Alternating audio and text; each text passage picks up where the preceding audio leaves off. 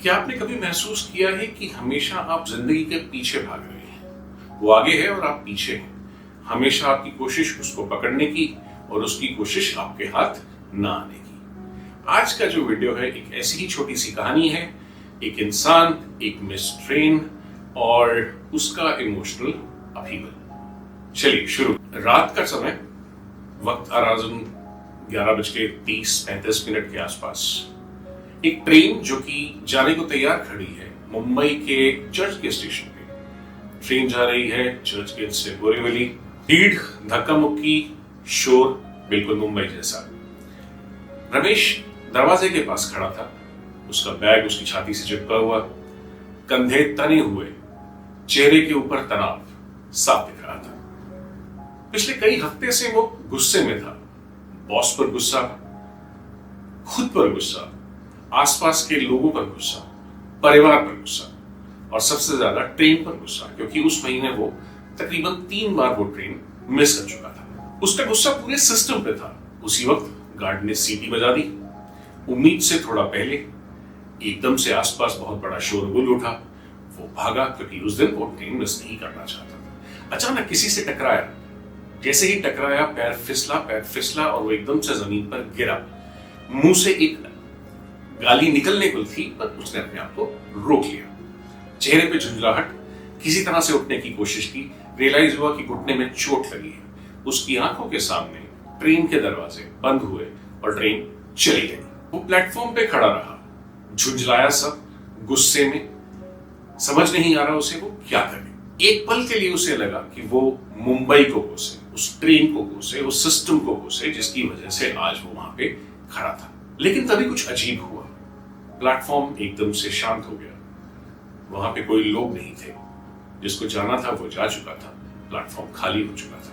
रमेश पास पे पड़े एक बेंच पे जाके बैठ गया। तब उसने पहली बार कुछ नोटिस किया। दूर से आती हुई समुद्र की आवाज, एक कर्मचारी, एक एम्प्लॉय जो कहीं दूर कुछ पट्टियां गिन रहा था लकड़ी की, एक कुत्ता जो उसके पास सो रहा था।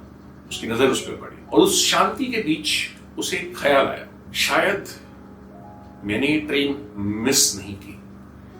मैं वहीं पहुंचा जहां मुझे पहुंचना चाहिए था और जिस वक्त पहुंचना चाहिए था। ना कोई दोष, ना कोई ब्लेम, ना कोई ड्रामा। पहली बार उसने एक्सेप्ट किया अपने आसपास के वो हालात जहां वो था।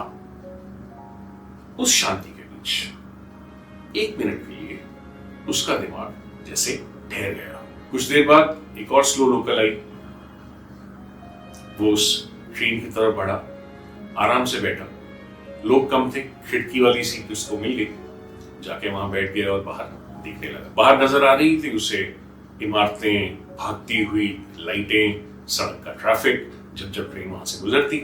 जब वो घर पहुंचा, उस रात वो बहुत शांत था।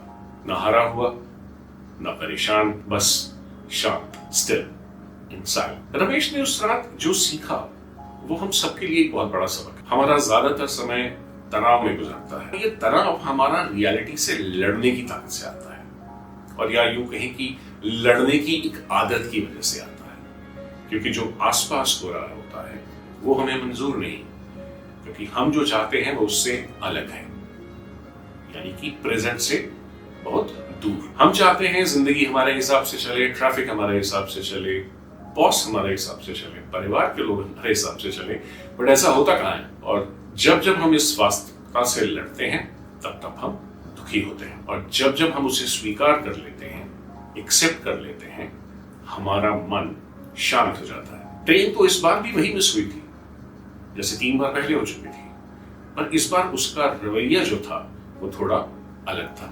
इसे ही कहते हैं इमोशनल स्टेबिलिटी। जीवन को कंट्रोल मत करिए, चलने दीजिए उसको, अपनी गति से, अपनी रफ्तार से, अपनी दिशा पकड़ने की कोशिश मत कीजिए, वरना छूट जाएगा। जैसे रेत, अगर कभी आप मुट्ठी में पकड़े तो जैसे रेत छूटती है, उसी तरह से ये भी छूट जाएगा। रुक जाइए। मैं चाहता हूं कि अगले 1 हफ्ते के लिए आप एक छोटा सा एक्सपेरिमेंट करें।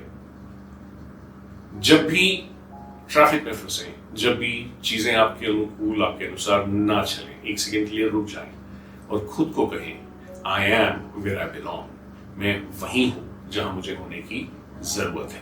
ये किस्मत नहीं है, ये अपने वर्तमान को केवल स्वीकारना है, एक्सेप्ट करना है। रिएक्शन, गुस्से में एक रिएक्शन देने की बजाय शांत भाव से कामली उस चीज को एक्सेप्ट कर ले। और जब भी ऐसा हो, फील योर बॉडी, अपनी सांस को महसूस करें। अगर वहां पे हवा चल रही है तो उस हवा को एक सेकंड के लिए महसूस करें। अपने धड़कते हुए दिल को एक पल के लिए महसूस करें। आपको रियलाइज होगा कि जिंदगी लड़ने का नाम नहीं है।